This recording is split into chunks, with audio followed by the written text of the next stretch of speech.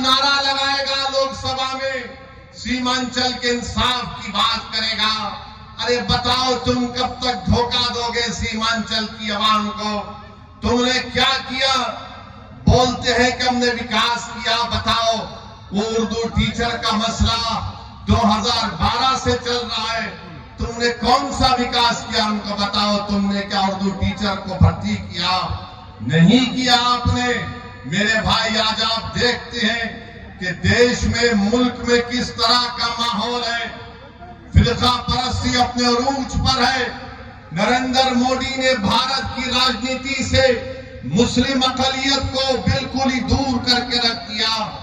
آپ کی آواز کہاں ہے بتاؤ؟ آپ کی آواز کہاں پہ آپ کو نظر آتی ہے؟ یہ آپ نے جس کو اپنا ایم پی بنا کر کامیاب کیا، کیا آپ نے کبھی اس کی زبان سے سنا بھارت کی پارلیمنٹ میں سیمانچل کی عوام سے انصاف ہوگا؟ کیا تم نے کبھی سنا کہ اس نے کبھی پارلیمنٹ میں اٹھ کر کے ایک لفظ کہا ہو بابری مسجد کا؟ ارے جو مجھ پر الزام لگاتے ہیں، میں تم کو چیلنج کر رہا ہوں، تم کل پریس کانفرنس کر کے بابری مسجد کا نام لے لو، تم کل پریس کانفرنس کر کے کہہ دو کہ 6 دسمبر 1992 کو بھارت کے سمویدھان کی دھجیاں اڑائی گئی تھی۔ نہیں بولیں گے۔ کیوں نہیں بولیں گے؟ بولیں گے ہم کیسے بولیں گے؟ اگر ہم بولیں گے تو ہم کو ان کا ووٹ نہیں ملے گا، ان کا ووٹ نہیں ملے گا۔ ارے بتاؤ، جب چناؤ آ جاتے ہیں تو ہمارے گلی کوچوں میں، ہمارے گاؤں میں، ہمارے گھر پر آ کر ہم سے کہتے ہیں کہ سیکولرزم کو زندہ رکھنے کے لیے آپ ہم کو ووٹ دو۔ میں آپ سے پوچھنا چاہ رہا ہوں میرے عزیز دوستو، میری عزتدار ماں اور بہنوں، بتاؤ اگر نتیش کمار کا نام اسد الدین اویسی ہوتا تو تم کیا کرتے؟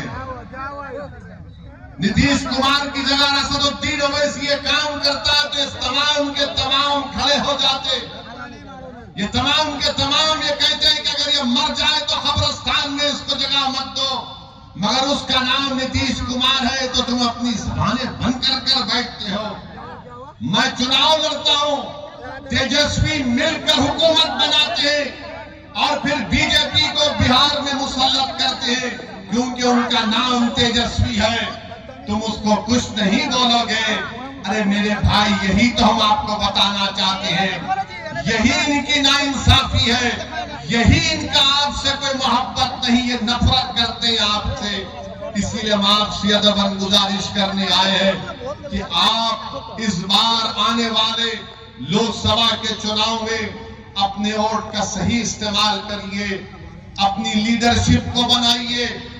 بی جے پی کے پاس 306 ایم پی ہیں، ایک بھی مسلم اقلیت کا ایم پی نہیں ہے، راجد کے تو کوئی ایم پی نہیں ہے، کانگریس میں ہے کتنے، ایک ہی ہیں ان کے خالی 50۔ مگر بتاؤ پھر آپ کی آواز کون اٹھائے گا؟ کون آپ کے حق کے لیے لڑے گا؟ کون تمہاری مسجدوں کی حفاظت کی آواز اٹھائے گا؟ کون تمہاری شریعت کی مداخلت کے اگر ہوگی تو اس کے خلاف کھڑا ہو جائے گا؟ کون اگر کسی بالخزبانوں کو اگر ناانصافی ہوگی تو کون اس کی آواز اٹھائے گا؟ کون سیمانچل کی لڑائی لڑے گا؟ یاد رکھو، سیمانچل کی یہ لڑائی اختر الایمان سے ہٹ کر کوئی نہیں لڑ سکتا۔ میں ذمہ داری کے ساتھ آپ سے کہہ رہا ہوں، اگر آپ متحدہ طور پر اپنے ووٹ کا استعمال کریں گے تو انشاءاللہ تعالی یقیناً کشن گنج سے مجلس اتحاد المسلمین کا امیدوار آپ کے دعا اور ووٹوں سے یہاں سے ممبر آف پارلیمنٹ بن کر انشاءاللہ تعالی جائے گا۔ بی جے پی اب کھل کر کہہ رہی ہے، دیش کے پردھان منتری تو اب تو بڑے پجاری بھی بن چکے ہیں، وہ ماشاءاللہ سے ہر چیز وہ کر لیتے ہیں، مانے کہاں کہاں آپ دیکھتے ہیں۔ اب وہ کہہ رہے ہیں کہ 370 سیٹ پر جیتیں گے۔ میرے بھائی، کیا یہ نام نہاد سیکولر پارٹیاں روک پائیں گی بی جے پی کو؟ کیا یہ روک پائے 2014 میں؟ میں جب سوال کرتا ہوں 2014 میں ہم نے کتنے پارلیمنٹ کی سیٹ لڑے؟ 2 لڑے۔ 2019 میں ہم 3 لڑے۔ ناگالینڈ میں 540 لوک سبھا کی سیٹیں ہیں، مگر ہر ایک کی زبان پر کیا ہوتا؟ اویسی ہے، اویسی کھڑا ہو گیا۔ ان کو میرے الیکشن لڑنے سے زیادہ اس بات کا ان کو ڈر ہے کہ یہ آج کھڑا ہو رہا ہے تو کل یہ ہزاروں لاکھوں کو ہمارے خلاف کھڑا کر دے گا، اسی لیے ان کو ڈر ہوتا ہے۔ یہ نہیں چاہتے کہ کوئی ان کے سامنے کھڑا ہو، وہ سب کے سب یہی چاہتے ہیں کہ تم صرف دری بچھاؤ، تم ان کے گھر میں جاؤ تو اپنی چپل اور جوتا اتار کر سر کو جھکا کر نیچے بیٹھ جاؤ۔ میں تم سے کہہ رہا ہوں میرے بھائی، بھارت کا سنویدھان سب کو برابری کا حق دیا ہے۔ ہم نہ کسی کے سامنے جھکیں گے، نہ کسی سے بھیک مانگیں گے۔ سنویدھان نے جو کہا ہے کہ برابری ملنی چاہیے، انصاف ہونا چاہیے، یہی لڑائی مجلس اتحاد المسلمین لڑ رہی ہے۔ تو نہ یہ بات مودی کو پسند آتی ہے، نہ یہ بات تیجسوی یادو کو پسند آتی ہے، اور نتیش کمار تو ماشاءاللہ میں سنتا ہوں، نہیں معلوم اختر بھائی صحیح بولیں گے، ابھی اب شام کے 5 بج رہے ہیں تو نتیش کمار بولتے نہیں صبح کے 5 بج رہے ہیں، نہیں معلوم، ایسا تو سننے میں آیا، نہیں معلوم ایسا تو سننے میں آتا ہے۔ سچ کیا ہے جھوٹ کیا ہے مجھے نہیں معلوم، مگر میرے بھائی، میرے بزرگوں، میری عزت دار ماں اور بہنوں، دیش میں جو ماحول پیدا کیا جا رہا ہے، اس ماحول کو روکنا ہے آپ کو۔ اس ماحول کو آپ صرف جذباتی تقاریر اور نعروں سے نہیں روکیں گے۔ اس ماحول کو اگر آپ کو روکنا ہے تو آپ کو اپنی لیڈرشپ کو مضبوط کرنا پڑے گا۔ یہ جو نفرت کا ماحول پورے دیش میں پیدا کر دیا گیا کہ اگر کوئی تقریر کرتا ہے مولانا، کوئی شعر پڑھتا ہے مولانا، تو اٹھا کر اس کو جیل میں ڈال دیا جاتا ہے۔ میں پوچھنا چاہتا ہوں گجرات کی سرکار سے کہ تم نے ایک مولانا کو پکڑ کر ممبئی سے پکڑ کر گجرات لے کر گئے، مگر وہی گجرات میں کئی ایسے ویڈیو ہیں جہاں پر یہ ظالم لوگ ویڈیو میں آ کر کہتے ہیں کہ مسعود الدین اویسی کو گولی مار دیں گے، اس کی زبان کو کاٹ لیں گے، اس کی سر کو کاٹ دیں گے، مگر ان کو کوئی ہاتھ نہیں لگایا جاتا۔ مگر کوئی ایک شعر پڑھ دیتا ہے تو اس اشعار کے غلط معنی نکال کر ممبئی سے مولانا کو لے کر چلے جاتے ہیں، 3 مقدمے ان پر بک کر دیے جاتے ہیں۔ مگر ہم بی جے پی کے لوگوں سے کہنا چاہ رہے، تم کیا کر سکتے؟ تم صرف جانی تو لے سکتے ہو نا، تم جانی تو لے سکتے ہو، اور کیا کر سکتے ہو؟ اگر میرے مقدر میں جو لکھا اللہ نے لکھ دیا وہ تو پورا ہو کر رہے گا، مگر جب تک ہم زندہ رہیں گے ہم باطل کو باطل کہیں گے، ہم باطل سے سمجھوتا نہیں کریں گے، ہم باطل کو خوش کرنے کے لیے اپنی پالیسی کو لچکدار نہیں بنائیں گے۔ ہمارا کام یہ ہے میرے عزیز دوستوں اور بزرگوں کہ ہم حق کو کامیاب کریں، اور حق کی کامیابی کا راز آپ کا اتحاد ہے۔ یاد رکھیے، کب تک آپ سیکولرزم کے نام پر ٹھگے جائیں گے، کب تک آپ سیکولرزم کے نام پر ان کو ووٹ دیں گے اور وہ بی جے پی کو بہار میں ستا دیں گے؟ میں نے 2015 میں بھی کہا تھا تم سے، مگر تم نے میری بات کا یقین نہیں کیا۔ میں نے 2019-20 میں بھی کہا تھا، مگر آپ نے میری بات کو نہیں سمجھا۔